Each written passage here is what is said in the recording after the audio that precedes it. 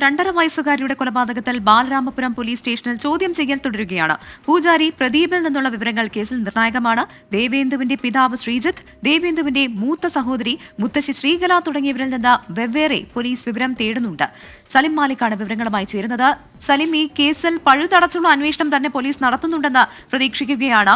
ഇപ്പോൾ അച്ഛൻ, മുത്തശ്ശി, ഒപ്പം തന്നെ ഈ കുട്ടിയുടെ സഹോദരി, അതൊരു കുഞ്ഞുകുട്ടിയാണ്. അപ്പോൾ ഇവരിൽ നിന്നൊക്കെ പോലീസ് മൊഴി ശേഖരിക്കുന്നു എന്ന് മനസ്സിലാക്കുന്നുണ്ട്. ഒപ്പം തന്നെ ഈ മന്ത്രവാദി, ഒപ്പം ഇപ്പോൾ കസ്റ്റഡിയിലുള്ള ഹരികുമാർ, ഒപ്പം കുട്ടിയുടെ അമ്മ, അങ്ങനെ ഈ മൊഴിയെല്ലാം ശേഖരിക്കുമ്പോൾ എന്തെങ്കിലും അനുമാനത്തിലേക്ക് പോലീസിന് എത്താൻ സാധിക്കുന്നുണ്ടോ?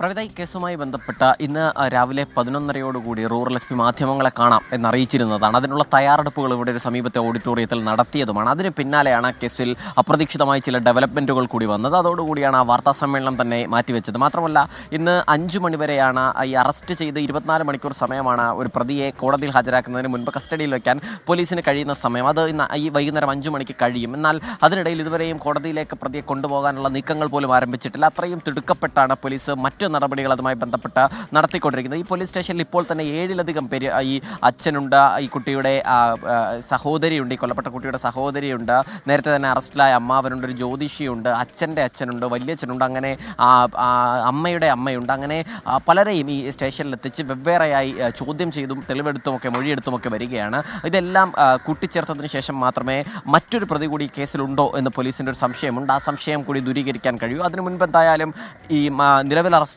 പ്രതി ഹരികുമാറിനെ കോടതിയിൽ ഹാജരാക്കുകയും ചെയ്യും. നിലവിൽ പോലീസ് പറയുന്നത്, നിലവിൽ പ്രതി ഹരികുമാർ കുറ്റം ചെയ്തിട്ടുണ്ട് എന്ന് മനസ്സിലായിട്ടുണ്ട്. അതിൽ സംശയമൊന്നുമില്ല.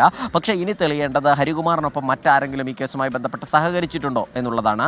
രണ്ടാമത്തെ കാര്യം, ഈ കൊലപാതകം ചെയ്യാനുണ്ടായ കാരണം എന്ത് എന്നുള്ളതാണ്. അതിലാണ് പോലീസിന് ഒരു അവ്യക്തതയുള്ളത്. പല കാരണങ്ങൾ പറയുന്നുണ്ട്. അത് ഈ സഹോദരിയുമായി സഹോദരിയോടുള്ള അടുപ്പം കുഞ്ഞുങ്ങൾ കാരണം ഇല്ലാതാകുന്നു.